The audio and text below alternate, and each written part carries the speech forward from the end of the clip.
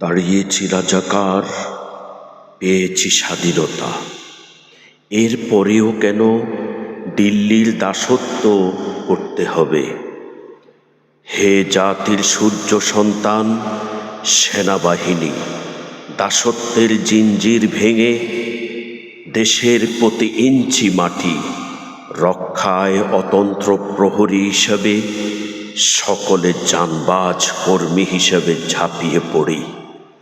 সরকার প্রশাসনের নিয়ম উচিত সেনা ক্যাম্পগুলো পুনঃস্থাপন করে দেশের এক সুজলা সুফলা উপত্যকা পার্বত্য চট্টগ্রামকে দিল্লির মদতপুষ্ট কিছু উপজাতি দেশদ্রোহী সন্ত্রাসীদের উৎখাত করে স্বাধীনতা রক্ষার অতন্ত্র প্রহরী হিসেবে জীবনকে ইতিহাসের পাতায় লিখে রাখা।